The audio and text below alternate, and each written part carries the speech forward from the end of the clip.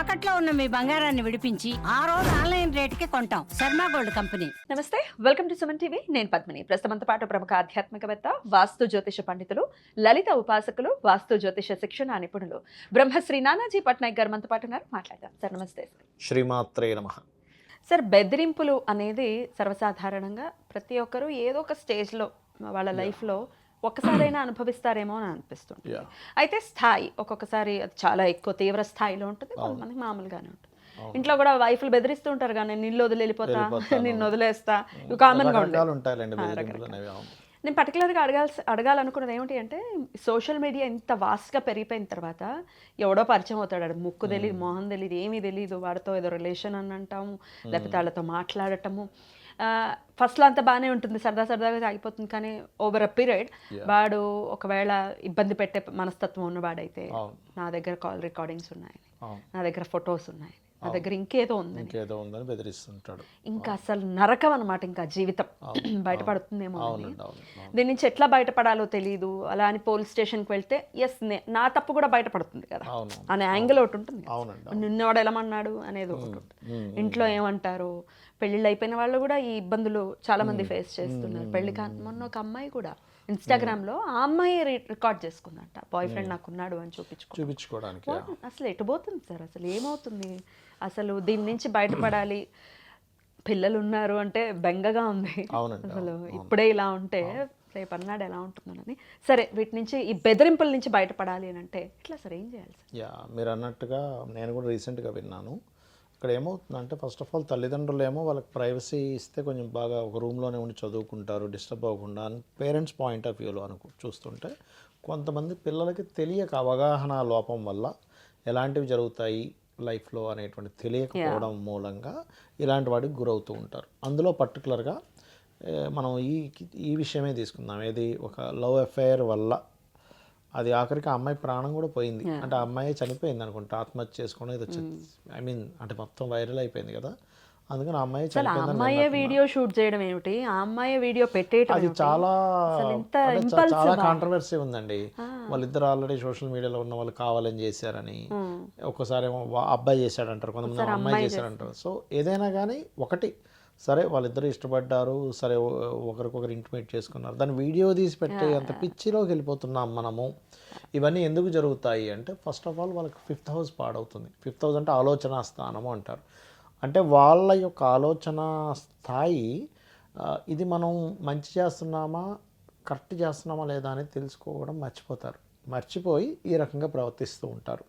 అందుకే మన వాళ్ళు ఎప్పటి నుంచో వస్తున్నటువంటి మనం దీంట్లో ఉన్నది ఏంటంటే, ఒక దేవతను ఉపాసన చేసుకోవడం ఈజ్ మోస్ట్ ఇంపార్టెంట్.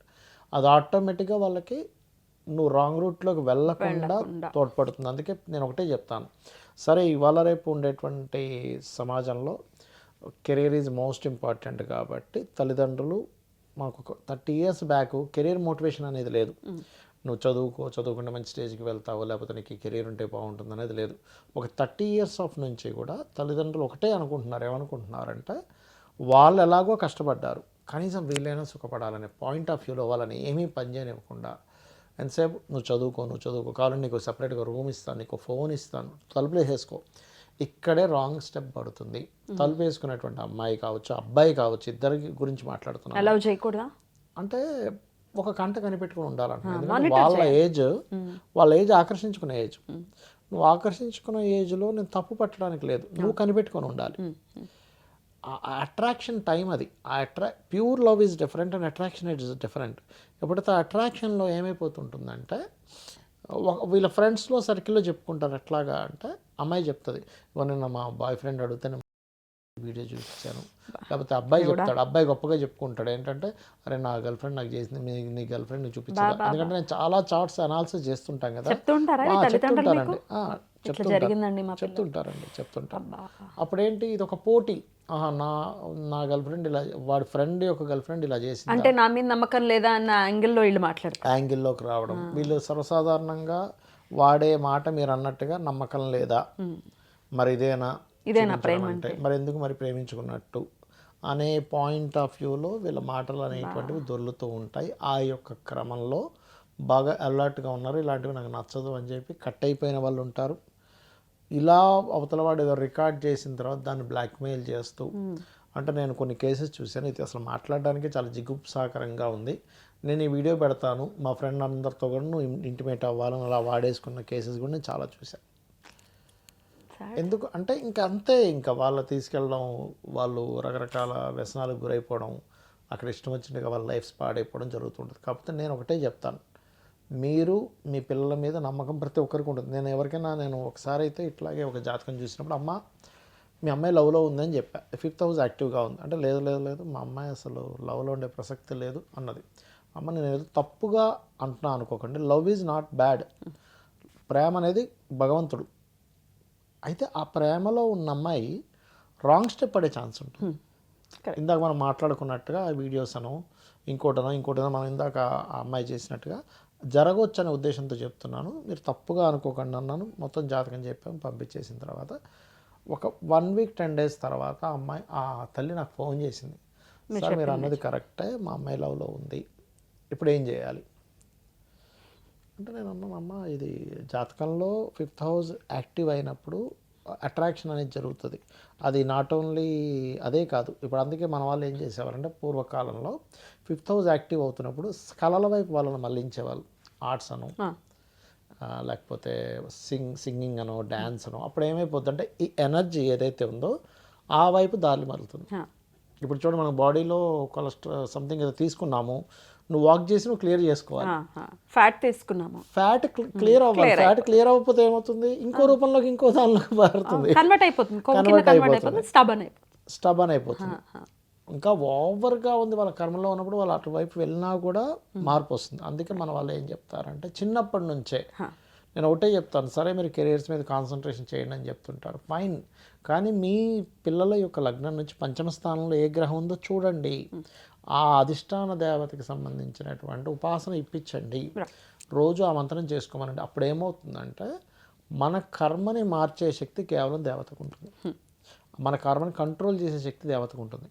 సరే ఇక్కడ నేను లవ్కి వ్యతిరేకం కాదు, నేను ఒకటే చెప్పేది ఒకటే, లవ్ అనే రూపంలో నీ జీవితం అయినా పాడవుతుందా, లవ్ అనే రూపంలో నీ జీవితం బాగుపడుతుంది. ఒక్కోసారి బాగుపడ్డ కేసెస్ కూడా నేను చూశానండి.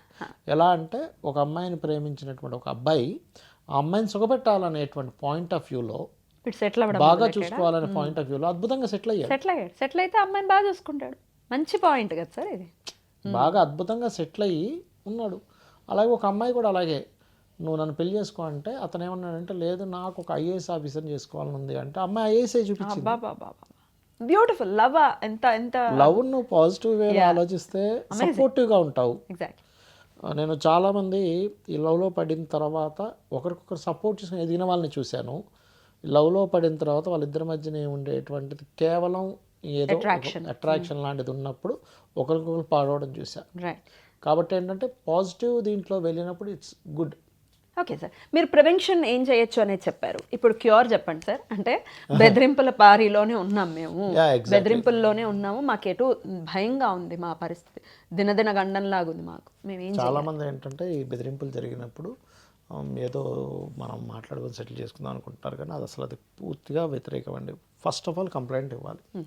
ఎప్పుడైనా ఏదైనా అమ్మాయి, చాలా మంది ఏంటంటే అమ్మాయిలు భయపడతారు తల్లిదండ్రులు చెప్తారు, ఎందుకంటే తల్లిదండ్రులు తిడతారేమో, నన్ను ఇంకా నిందితురాలుగా చూస్తారేమో అనుకుంటారు. కానీ నేను చెప్పేది ఒకటే, ఆడపిల్లలందరికీ, మగపిల్లలు కావచ్చు ఆడపిల్లలు కావచ్చు, ఎందుకంటే మగపిల్లలు కూడా బాధ్యత ఉన్నారు. చెప్పేది ఒకటే, మీరు వెరీ క్లియర్లీ మీ తల్లిదండ్రులకు చెప్పేసాడు విషయాన్ని, అమ్మ నేను ఇలా అట్రాక్ట్ అయ్యాను, సో ఇది విషయం జరిగింది అంటే వెరీ క్లియర్గా వాళ్ళు ఎప్పుడైతే ఆ అవతల వైపు మగవాళ్ళు కావచ్చు ఆడవాళ్ళు కావచ్చు ఉన్నప్పుడు వాళ్ళు వెనక్కి తగ్గుతారు. తల్లిదండ్రులకి ఇప్పుడు ఎక్కడ ఉంటుంది అంటే, నేను నెట్లో పెడతాను లేకపోతే తల్లిదండ్రులు చెప్తానని భయపెడుతూ ఉంటారు. ఫస్ట్ వీళ్ళు ఆల్రెడీ చెప్పేశారు ఇంట్లో వాళ్ళకి, ఇంకేముంది. ఒకటే గుర్తుపెట్టుకోవాలి, పిల్లలందరూ కూడా తల్లిదండ్రులు క్షమిస్తారు కూడా, అర్థం చేసుకుంటారు కూడా. ఇది పెళ్ళామని వాళ్ళకైతే, పెళ్ళైన వాళ్ళు కూడా సఫర్ అవుతున్నారు సార్. కాపురాలు కూలిపోతాయి, నా భర్త వదిలేస్తాడు లేకపోతే భార్య వదిలేస్తుంది, చెప్పేసుకోవడమేనండి. భార్యకి భర్త చెప్పేసుకోవడమే, ఇంకోటి లేదు, ఇంకొక ఆప్షన్ లేదు. ఎందుకంటే చెప్పుకుంటేనే ప్రాబ్లం క్లియర్ అవుతుంది. ఎందుకంటే నేను చాలా కేసెస్ అలాంటివి కూడా చూశాను. పాపం అతను ఏదో ఎఫ్ఐఆర్ పెట్టుకోవడం, ఆవిడేదో ఎఫ్ఐఆర్ పెట్టుకోవడం, వాళ్ళు అది రికార్డ్ చేయడం, ఇంకా నీ భర్తకి చూపిస్తా అనడం, నుంచి కొంత మనీ తీసుకోవడం, నగలు ఇచ్చేసిన వాళ్ళు ఉన్నారు. బాబా అంటే ఎలా అంటే నాకు ఒక కేసు అయితే ఆవిడ ఇట్లాగే పరిచయం అయ్యాడు ఫేస్బుక్లో, ఇట్లాగే ట్విట్టర్లోనే ఫేస్బుక్ సంథింగ్ చాలా రోజులు అయింది. ఆయన చిన్నగా ఏం చేశాడంటే నేను పలానా ఏదో ఇంపార్టెంట్ ఉంది, నేను 2 డేస్లో మళ్ళీ డబ్బులు ఇచ్చేస్తానని నగలు ఇచ్చేసింది. ఇమ్మంటుంటే ఏంటి ఇచ్చేది, నా దగ్గర అన్నీ ఉన్నాయి, నేను హస్బెండ్కి చెప్తాను లేకపోతే చెప్తాను మొదలెట్టాడు. ఒక అర్థం కాలేదు. సరే ఏ దేవతారాధన వస్తే ఒకటే చెప్పాను, అమ్మ మీరు ఒక పని చేయండి, ఫస్ట్ మీ హస్బెండ్కి చెప్పండి అన్న. సార్ నన్ను వదిలేస్తాడు సార్ అన్నది. చెప్పకపోయినా వదిలేస్తాడు, ఎందుకంటే వాడు చేసే ఇంకా దరిద్రంగా ఉంటుంది, మీరు చెప్పండి. చెప్తే ఎలా చెప్తారనేది మీరు జాగ్రత్తగా చెప్పండి అని చెప్పినప్పుడు అది స్లోగా, అంటే అలా జరిగినప్పుడు సర్వసాధారణంగా 99% ఆఫ్ కేసెస్ విడిపోతారు. ఇంకా కలిసి ఉండరు, ఇంకెక్కడ కలిసి ఉండరు.